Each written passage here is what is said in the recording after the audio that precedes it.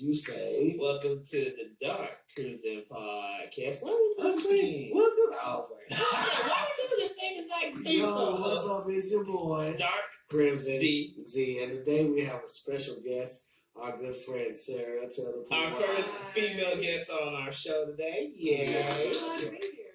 Thank you. We're glad to have you, and we just want to say happy 60 years anniversary to Specs. It's been 60 years. Y'all been doing y'all thing. Y'all, you know, we love y'all. Like, yeah, Specs got me spoiled. How's that? Because I went to, there's no Specs in, like, a lot of hood areas, right? Mm-hmm. And so when I moved back to my mom, my friend from Plano came and visited me, and we got, like, a little bottle. It wasn't like a big bottle. And that little bottle was like $35. I was like, why is this so expensive? And then I remembered, I shop at Specs. Yeah. So it would have been 19 there. Mm-hmm. But we wasn't about to go all like 35 minutes just for a bottle. Well, I want to say there's one in Cedar Hill, because didn't you work at the one in Cedar Hill? Yeah. They just built that there. Yeah, and there's one to see. Y'all come in, because we have a bad location, I know. But, y'all come by and see us sometime. But, yeah, it's like, what Specs is like a lifesaver. And they're $1 cheaper than Total Wines. Mm-hmm. So, yeah, it's all good. But first and foremost, I want to get into the gig. I want to talk about something very important. I was looking at a YouTube video of Remy Ma. And she said Doja Cat isn't a rapper. Do y'all agree? Kinda ish. I really don't know. I mean, I get it because Remy Ma's a hip hop head. Yeah. So she likes real hip hop. But I've heard Doja Cat say some things that are like, bad yellow bitch with my eye on the prize, but nigga, I ain't no minion. That's a bar right there. I mean, I get that, but that's the same thing with like any artist nowadays. So because anything that even if you're not a rapper, your lyrics has to rhyme and whatever is going on and such too. So it's like if that's the case, then any singer or even a rapper so could be around as the same thing. But there's a difference between how they're doing it, because when you rapping, you having a beat and then you just going off of it. But for Doja Cat, it's hip hop, so it's like it's more in terms of dancing than just going based off lyrics kind of thing. Yeah, and I get it. She's diverse. Like, she's definitely shined away from hip hop, and I get why somebody like Remy Ma would say, "Oh, Doja Cat isn't hip hop," because, like I said, she's an old hip hop head. She comes from the eras of the Lil' Kim, the Foxy Browns, and Tupacs and whatnot. Yeah. But if you actually listen to her and listen to her lyrics, she can rap circles on all them bitches while sounding like all them bitches. Like who starts off a lyric with "I feel like fucking something"? You know what I mean? Like, who does that but her? Like, she's quirky, she's out of the box. I feel like I feel like she can do anything, really. Mm-hmm. Yeah, I think so too. I mean, I do tend to listen to her music a lot. Yeah, because people like, say for instance, Megan Thee Stallion, she's from Texas, Houston, so I gotta rep her. But at the same time, it's the same thing. It's dicking and sucking and fucking. Like, all her songs are basically alike. Like, somebody literally took a track of instrumental of her song and like played 5 of her songs on that same track, because all of her songs sound alike. Mm-hmm. She's always talking about some dude that she dating, that she cheating on or hoeing out or bitching out, and that's her lyrics. But Doja Cat, each feature and each song is something different. So she keeps it fresh. Like, I remember on the Chloe Bailey song, How I Do It, on the remix, she said, throwing it back like fishing poles. Now, what person is going to think of ass while they fishing? What person is going to be that clever? Because, when you fishing, you got to throw the pole back. But you don't think about fishing and ass. Nah, that's all I'm saying. Say throwing it back like fishing poles. the country artist Maddie and Tay, I do listen to them a lot. They do have a song called like "Shut Up and Fish," and it is basically about a guy who's thinking about fucking the girl instead of actually spending time with the girl's like, I just want to fish. So Yeah. that's why it's called "Shut Up and Fish." Yeah. So she probably got the idea from Yeah. that. Yeah. Because I mean, Oh, bad like fishing pole. yeah, because her lyrics are just, they just good. Like I love her. She's the new Supreme.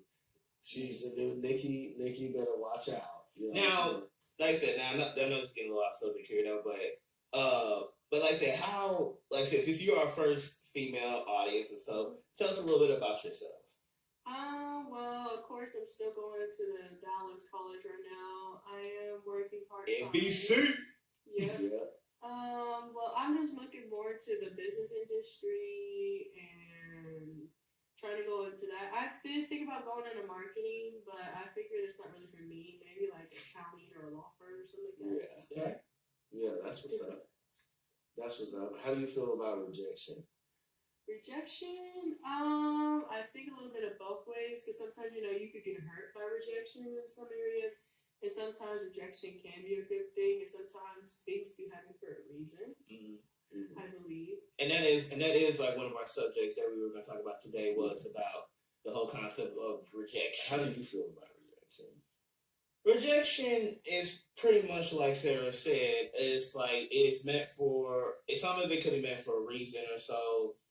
I mean, there's good rejections and there are bad rejections. And some I disagree. Huh?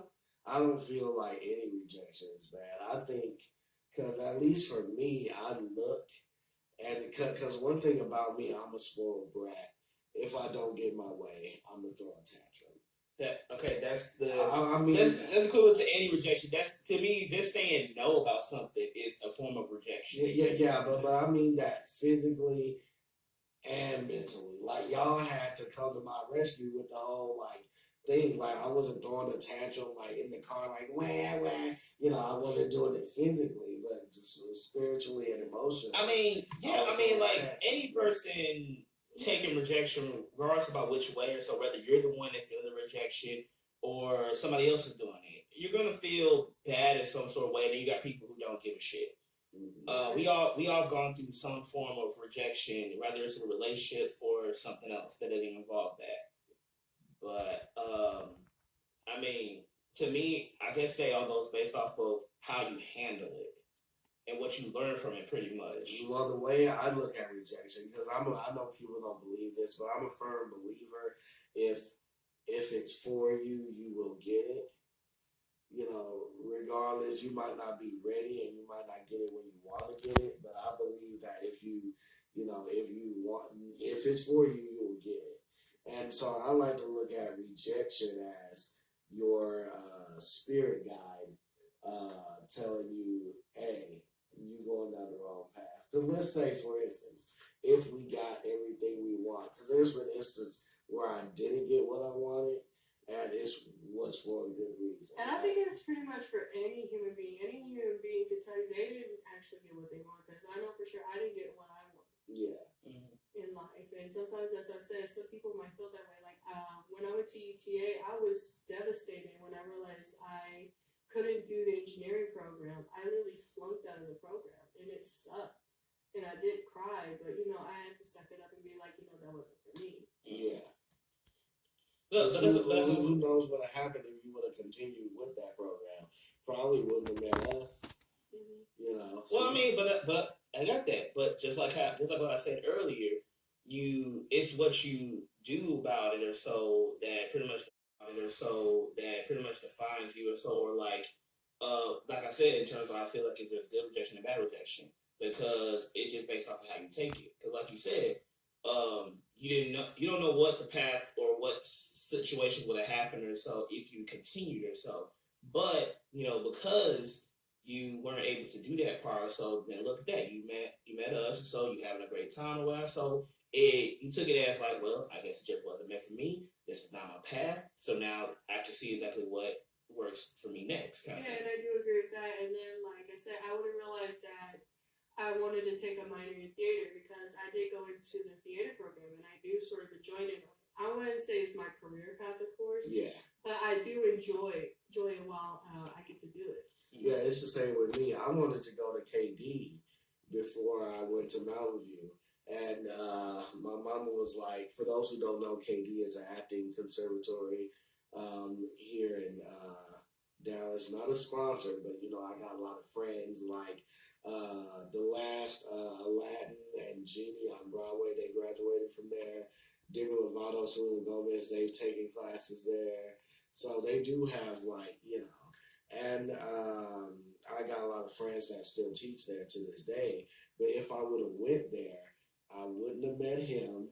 I probably wouldn't have met you. I wouldn't have gone to Mountain View if I would have went there, or possibly Collin College. And I feel like I needed to go to those places to learn a lot of stuff, and stuff like that. But I really think rejection is like your spirit guide telling you, hey, you don't need this. Because just think if we got everything we wanted, how fucked up we would probably turn out to be. I mean, we would have been more rotten in mind or so. But and then also too, if we got everything we wanted or so, we truly wouldn't be satisfied, really.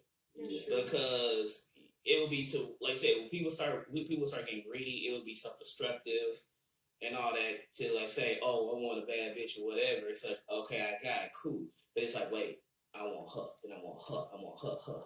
And you wouldn't get satisfied with just the one herself. So that's what I said. And I do believe that money can be, the love of money can be a bad thing. Because I do believe money is a necessity, it's not a bad thing. But once you love the money, like if it's something and you worship it, yeah, then it becomes a bad thing, in my opinion. Or anything can become, like the Bible says, money is the root of all evil. And that brings me to another thing. Like my mom, she really does pray, and my grandmother when they was alive, and probably still to this day praying for me. But I looked back one day, and I looked at all the girls that rejected me, and I just slid into their DMs, and I'm like, thank you. Like I said, your handling to rejection goes south real freaking quick. No, I had to say thank you because half of them have kids. Like one chick that rejected me, she's on her, I want to say, fifth one, doesn't have custody for any of them. Another one, she works at Sonics, not to down anybody that working at Sonics, but she works at Sonics, got a drug problem. The other one, it's just like all the girls that rejected me from middle school to high school. But that's what I'm saying too, though. Why I say that rejection could be a learning experience, not just in terms of the situation, but also for yourself. Because I had my fair share of soul rejection, of course. But it's just to what I do and what I learn from it is what I take from it. So, like say later down the road or so, there's like, oh, I got rejected by somebody I used to date or whatever. I look at that like, well, it wasn't meant to be. They decided that they didn't want me, they wanted something else or whatever. Hey, I know my self-worth is their loss. Yeah, and I do agree with that philosophy because the relationship I was in, I was so devastated when I first got out, but then reflecting on it, I'm like, I'm glad I got out of it because it was, I want to say, a toxic situation, and I didn't realize it till really reflecting on it later on that it was a blessing that we broke up and we're no longer in contact. Yeah, I feel like once you know who you are and actually see yourself and see your self-worth, I told him, if you know how big your titties are, your metaphorical titties, then I told him, like, hit you left field with that shit. I said, nigga, I'm a man. This ain't balls, nigga. What's up, damn? No, I'm just saying, they. I'm just saying though. When you say a metaphor like that, that's something you should say to a female, not a man. Yeah, but you two don't like the word, so I don't say the word. Testicles or penis. How big your testicles are. Thank you. Let's say that is Jesus Christ. your marbles, your Dragon Balls. Right. Like, Once you know how big they are, and you know that you are doing, well, I ain't gonna say that. Well, yeah, I'm gonna say that. You doing them a favor by being with them, and they start acting a fool, that's when you can say, all right, I'm backing off. You don't want to be with me, I ain't missing nothing. Shoot, somebody else gonna get this prize.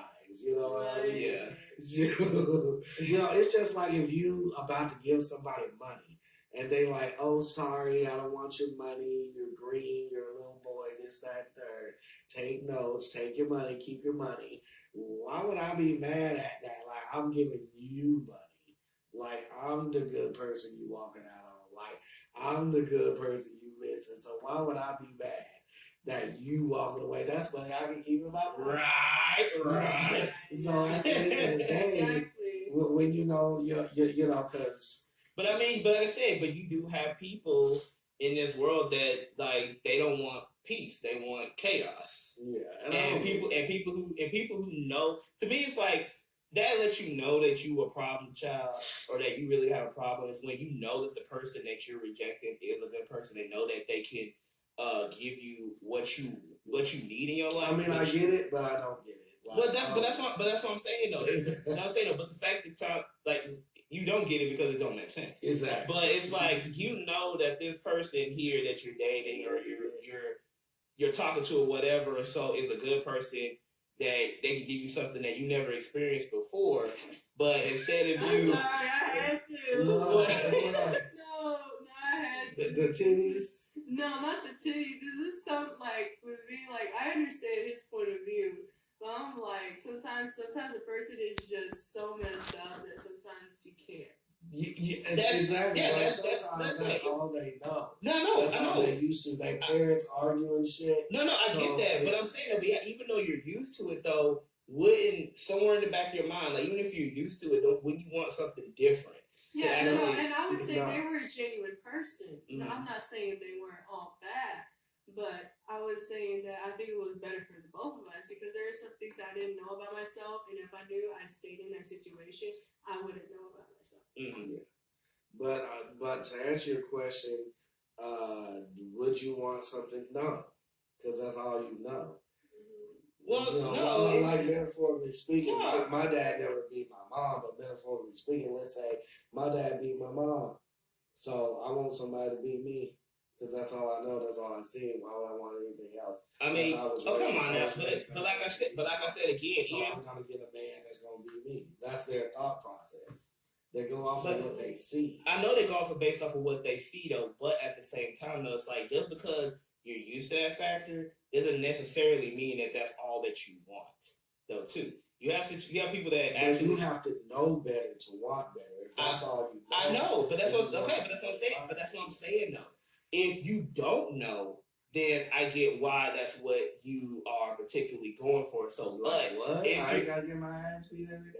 Like, yeah, but that's what I'm saying though. That's what I'm saying. If it's like it's like basically saying that you've been in war most of your life and all this other stuff, and that's all you know. But if you have a moment where it's like you don't have to fight, it comes as a shock value to you, or so where it's like, holy shit, I ain't worried about fighting. You actually lower your guard and all this other stuff, and actually enjoy smelling the coffee, smelling the roses, and all this other shit. You actually get to learn the other side of shit than what you always know. That's what I'm saying. yeah. If you sit here having your blinders on the entire damn time and such, then yeah, of course you're not gonna look for it. But if you peek on it, you have to lift your damn sunglasses up and actually see what's going on. But you feel like because you so used to this part, so you just want to shut it back on again, then that's basically your choice. Exactly. You know what I'm saying? That's what I'm saying. So I can't if it's like the metaphor saying I could take a horse to the water, but I can't force it to drink. Yeah. And so that's what I'm saying. If you sit here, you want chaos, you don't want peace and such, And because that's what you crave or that's yeah. what you used to type shit, then by all means go. Because I'm basically trying to show you the other life and such that you could have. But if you don't want that, then go ahead. Go. Yeah, and like it's funny because when I was in college, because I'm well aware that my dating choices wasn't the best. No. You Your know, decision making sucks ass. you know, and so it got to a point where I had to tell my mama, "Hey, mama, can you stop praying for me so much? I'm trying to get some." Like, Like you putting the bad booties on, not the bad booties, but like you putting the good blessings on me, and so then it's fucking up what I'm trying to do. yeah. Like I get God don't want me with nobody like this, but I'm just trying to fuck God. I ain't trying to marry the bitch. You know what I mean? But say for instance, the time that God did take His hands off of me, it was trash, and it led to a lot of problems. But that's, So you have to learn that lesson. yeah, that's what I'm saying. Like that's what I'm saying. Like once God took it off and be like, here you go, then let whatever you want to get. Yeah, then you looking like, I'm damn, I'm looking like I don't even want it no more. Yeah. Put the cloak back on. Yeah, he said, "Nah, you know, this is what you want to go ahead and get your freak on. I'm gonna let you fuck everyone you want to." And I was like, "Yeah, I don't want to do this no more. This is this is for the birds." But like you said, it was a learning experience, and you know, my standards have gotten a little better. You know, if you got a drug addiction, you might need to fix that before fucking with me. You know what I mean? But like I said, the words say, do unto others how you would like to treat yourself or whatnot, but or at least I think that's partially yeah, what it do was. unto others as you would have Yeah. others do unto you. But also too, like learn that don't slap expectations on somebody else. So if you don't want those expectations to be thrown right back at you too. Yeah. Cause we had a conversation in the car. So how you was sitting here judging somebody. I can't date nobody that fake hair. I just said, I can sit here dealing with your fake bondage shirt on and shit. I'm gonna bring that up, but yeah, you talk to them, but allegedly. I remember. Yeah, you gonna say it too. You gonna get my ass canceled. You don't have close enough to where we know it ain't never gonna happen. You know how many girls got fake hair? You gonna get me canceled and shit. Okay, I'll be canceled with you. I was gonna say it is. You expecting her to be like all perfect and shit with the fake hair. And it's just like he was saying, sometimes girls don't feel like doing that though. Sometimes girls want to come in, but she look decent enough. It's just something because I have real hair, and sometimes it's hard for me to make it to myself. No, yeah. Okay, but like I said, I threw an example too, where I was looking like you say about the fake hair. She could say, "I don't like that fake. You got on your shirt. You got all this little Bruno Mars finesse shirt on. You got all like this fake 70s shit. You got all that 70s show that shirt on. So yeah, Same amount of hair. Yeah, same amount of hair that shirt on. Talking about somebody's cheekbones. Yeah, he said got some Angelica cheekbone and all that stuff. Alright, our producer sitting here telling us we got to wrap up. We got 10 minutes to go. Yeah, but but at the end of the day, like I feel like, and despite what other people believe, I feel like there is a spirit world. I feel like God answers prayers. Just like I was telling Z, one day, like my mama would open the doors and windows. And one day it tripped me out. I was sleeping and she woke me up. She said, "You gotta get out. Yeah, I don't know where you're going, but you ain't paying no bills. You gotta get up out of here." And I would see like one day I actually saw a shadow pass me and leave. And I was like, what the fuck is this? He was like And let me actually do that story, I guess. Before I had my car accident, the car that I got in an accident with, my mom literally heard God say, "Pray over this car." And I wasn't even driving it then. She was like, "Why do I gotta pray over it?" She's not even driving it.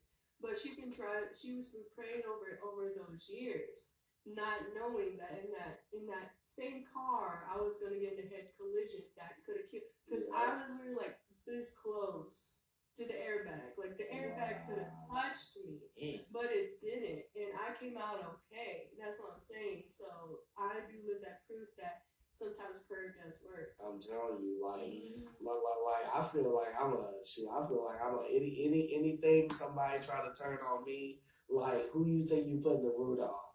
Because it's gonna go back to your ass. karma. Because that's the law, right? Like if you do something to somebody and they're protected, it'll go back to you automatically. Oh yeah, my parents believe that 100%, and then my parents also believe, because apparently my mom has been told from birth, that I always gonna have a guardian angel, Yeah. and then my dad believes Matter he sees that I have 2 angels that guard me at all times. Yeah, matter of fact, oh yeah, I'm protected. I'm good. Like my people, I'm good. Like, say for instance, when there was a story, these witches, they went to this church, and they told the pastor, "Hey, I thought you were a pastor. Can you get this shit off of me?" And he was like, "What are you talking about?" And she said, "Well, we've been trying to voodoo and hex you." I think it was T.D. Jakes actually. They were like, "We've been trying to voodoo and hex you, but every time we do something to you, shit comes back to us, and we just need you to get this shit off of us." It was tearing him up because he was protected. And, no weapon of form you can prosper when you protect it like that. Like, say for instance, I was in a wreck. Now, the street close to Westmoreland Station is a busy street. Yeah. Nobody was on the street. I could have ran into a car. Nobody. The time that I was swerving, and I didn't see no cars. And then I ran into the pole. All the glass literally shattered in my face. And when the police pulled up, they were like, I'm over here talking to the police, and they're like, "Yeah, that's cool, but what happened to the guy in the wreck? Where's the person that got into the wreck? Because this car is fucked up, so they gotta be fucked up." And I'm standing here talking to them, and they like, "Nigga, the what?" They're like, "How did you walk out of it alive?" Or even yesterday, when that dude hydroplaned and ran me off the road, boy, my spider senses. It was like I had to make peace with that. I said, "Your ass getting hit today. Your ass getting hit today." And he like literally into me. I got like my tummy, but other than he a little hurt right now. but other than that, like, I'm bruised. But the fact that I'm only bruised, and the fact that all that glass, didn't cut my face, like I've been. You look like I'm still pretty, y'all. Like I've been.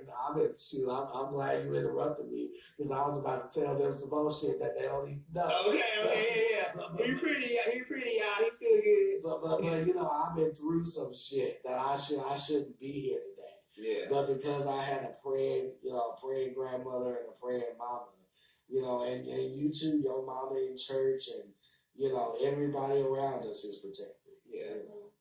But thank you very much for having us, being here, tuning in for this episode, y'all. And like I said, pray for us. Pray for this channel to continue and prosper and get more viewers and get more subscribers. So hold on, I want to say a quick prayer because I want to pray that y'all subscribe. Exactly. Subscribe, ring the bell for notifications. Hit that like button, hit that notification bell and all that, and also share the video to all your friends. So spread the army. Dark Crimson Army. And so, it's about that time, y'all. Yeah. So until next time, it's your boys, Dark Crimson DZ. Any last words, Sarah? Well, just thank y'all for having me here. This is actually my first podcast I've ever did, so this is so exciting. Yeah, it looks like you enjoying it. Yeah, I did enjoy it. Bad. Yeah, we kept it short and sweet today for y'all, but we gonna come back next week with a banger. It's gonna be a little bit long. Or if you want us to keep it short and sweet, leave a comment below. Oh yeah, but until next time, see ya. See ya.